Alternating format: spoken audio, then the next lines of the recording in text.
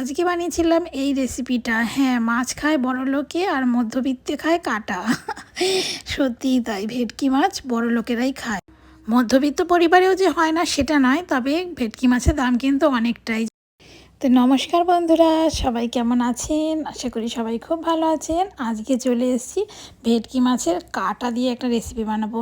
তো চলুন রেসিপিটা বানাই আর সঙ্গে আপনাদের সাথে একটু আড্ডা দিয়ে নিই। তো আজকে এই রেসিপি বানানোর জন্য আমি যেটা কিনেছি সেটা হচ্ছে ভেটকি মাছের কাটা। মানে ধরুন বিয়েবাড়িতে বা যে কোনো অনুষ্ঠানে যদি কেউ ভেটকি মাছ করে, তো ভেটকি মাছ বাজার থেকে কিনে নিয়ে যাওয়ার পরে ভেটকি মাছের এই যে মোটা মোটা কাঁটাগুলো থাকে না, এই কাঁটাগুলো আবার দোকানদাররা আলাদা করে কেটে বিক্রি করে। মানে কাটার সময় তো কেউ ভেটকি মাছ ধরুন অনুষ্ঠান বাড়িতে হয় না, দেখেই থাকবেন ভেটকি মাছের পাতুরি বা হচ্ছে ভেটকি মাছের আরও যা কিছু করে আইটেম, সব কিছুতেই দেখবেন কাঁটা কিন্তু থাকে না, তাই না? তো সেই কাঁটাটা কিন্তু ফেলে দেওয়া হয় না, সেই কাঁটাটা আবার দোকানদারেরা কী করে আলাদা করে বিক্রি করে। ভীষণ টেস্ট খেতে, মানে একদিন খেলে আপনারা বুঝবেন যে কতটা টেস্ট। অনেকেই হয়তো খান, আবার অনেকেই হয়তো জানেন না যেটা খেতে হয়। যাই হোক, তো আমি এটা না অনেক ছোটোবেলায় একবার খেয়েছিলাম, আমার মা বানিয়েছিল। তো এই অনেক দিন পরে আজকে আবার ভেটকি মাছের কাঁটাটা আমি মানে অনেক দিন, মানে অনেক বছর পরে আর কি, তো নিজের হাতে রান্না করব ভেটকি মাছের কাঁটা। আমাদেরই ফ্ল্যাটের নিচে বিক্রি করতে এসেছিলো, মানে ভ্যানে করে বিক্রি করতে এসেছিলো, তার কাছ থেকে নিলাম। ভোলা মাছ কিনেছি, ভোলা মাছ কেনার সাথে বললো দিদি এটাও নিয়ে নিন, খুব ভালো খেতে হবে। তো ভাবলাম যাই হোক, সেই যে ছোটোবেলায় খেয়েছি তারপর থেকে তো আর হয়নি খাওয়া, তো চলো আজকে নিজেই রান্না করে দেখি খেয়ে কেমন হয়, সেই জন্যই কিনে নিলাম।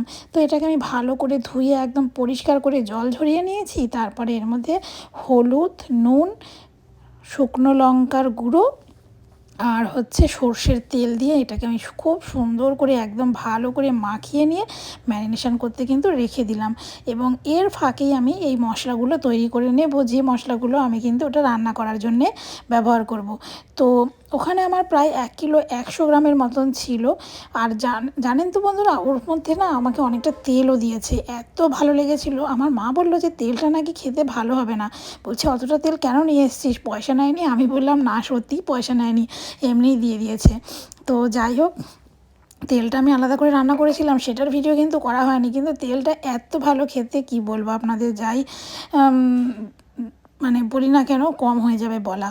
তো এই মশলার জন্য আমি 2টো পেঁয়াজ, মানে ওই 1 কিলো 100 গ্রাম কাটার জন্য 2টো পেঁয়াজ, একটা টমেটো আর এই কয়েকটা রসুন নিয়ে নিয়েছি, ব্যাস এটা দিয়েই কিন্তু আমি করব। আর সঙ্গে একটু দিয়ে দেবো জিরে গুঁড়ো, ধনে গুঁড়ো, এগুলো একটা মিক্সিং জারে এগুলো আমি সমস্তটাই নিয়ে নেব। আর এর মধ্যেই না আমি দিয়ে দেবো জিরে গুঁড়ো আর ধনে গুঁড়োটা। গোটা জিরে বা গোটা ধনে বাটার মতন, মানে কি বলবো, টাইম বা শক্তি যেটাই বলুন না কেন, এখন মনে হয় যেন কোনোটাই আর নেই। তো এর মধ্যে আমি একটু জিরে গুঁড়ো আর ধনে গুঁড়ো যেটা বললাম অ্যাড করে দিয়েছি, আর একটু শুকনো লঙ্কার গুঁড়ো দিয়ে একটু লবণও অ্যাড করে দেবো এর সাথে, দিয়ে একটু জল দিয়ে ভালো করে এটাকে একদম পেস্ট বানিয়ে নেব। বিশ্বাস করুন খেতে এত ভালো হয়, যদি কেউ কোনো দিন না খেয়েছেন তো এটা একবার বানিয়ে খেয়ে নেবেন। তো আমার মশলাটা করা হয়ে গেছে, এবারে আমি যেটা করব সেটা হলো কড়াই বসিয়ে দিয়েছি, তেল দিয়ে দিয়েছি। এবার যেই গরম হয়ে গেছে আমি কিন্তু এই কাঁটাগুলোকে একে একে সব ভেজে নেব। তো মাছ ভাজতে ভাজতে আমার একটা কথা মনে পড়ে গেল বন্ধুরা, সেটা আপনাদের সাথে শেয়ার করি। এর আগের দিন না আমি বোয়াল মাছ করেছিলাম। তো আমাদের বোয়াল মাছটা কাঁচাই রান্না করা হয়, যেহেতু অত ফাটে বলে, আর কাঁচা রান্না করলে বেশ ভালোই লাগে। তো যাই হোক, দেখুন আমি এখনই চাপা দিয়ে দেবো। এই যে এটা ভাজতে দিয়েছি, এত ফাটাফাটি শুরু করেছে, সেই জন্য আমি চাপা দিয়ে দিলাম। কারণটা হচ্ছে ওটাই, সেই গল্পটা। মানে বোয়াল মাছটা কাঁচা রান্না করি, কিন্তু ভেবেছিলাম একটু যে মানে ভেজে করি, বেশি পাকামো বলে না, সেই পাকামো করতে গেছি, ভাজতে গেছি, আর গরম তেলে যেই দিয়েছি, মানে সঙ্গে সঙ্গে আমাকে ঢাকা দেওয়ারও টাইম দেয়নি, ফটাফট ফাটতে ফাটতে আমার 2টো হাতে এমন ছিটেছে। সেদিন ছিল নবমীর দিন বোয়াল মাছ হয়েছিল আমাদের, আর আমার 2টো হাতেই ফোসকা পড়ে গেছিলো। কি বলবো, এত জ্বালা পোড়া, মানে বলে বোঝানো যাবে না। সেই রান্নার ভিডিও তো করিনি, আর যাই হোক, তো এটা মনে পড়ে গেল। তো এখন আমি একটু দেখুন ফোড়ন দিয়ে দেবো। ভাজাগুলো কিন্তু হয়ে গেছে আমার, মাছগুলো মানে কাটাগুলো।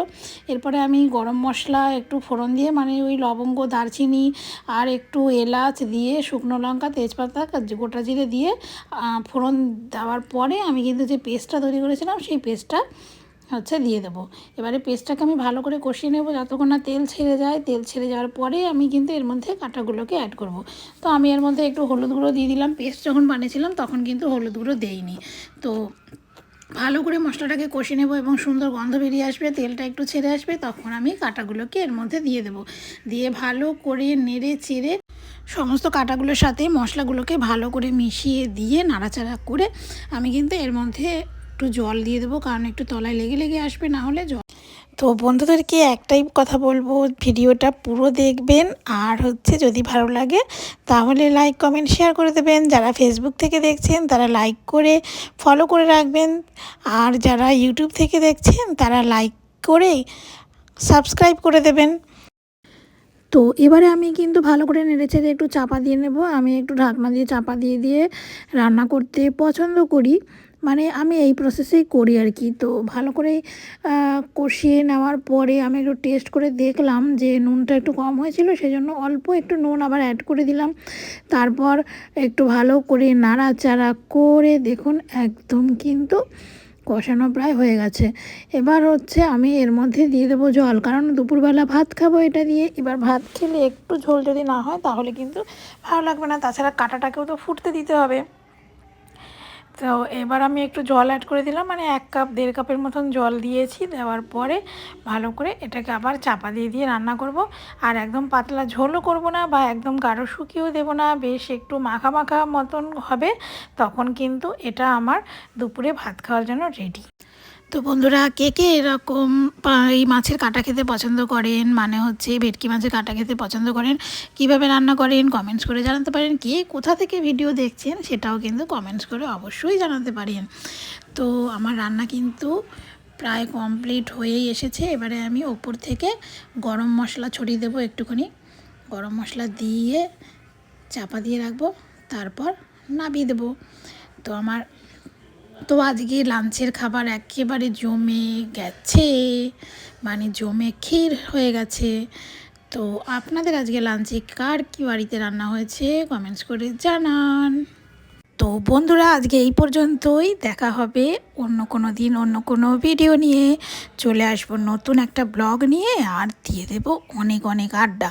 তো ভিডিওটা কেমন লাগলো অবশ্যই জানাবেন। সবাই ভালো থাকবেন, সুস্থ থাকবেন, ভালো ভালো খাবার খাবেন, আর আমার চ্যানেলটাকে অবশ্যই সাবস্ক্রাইব করে দেবেন। টাটা।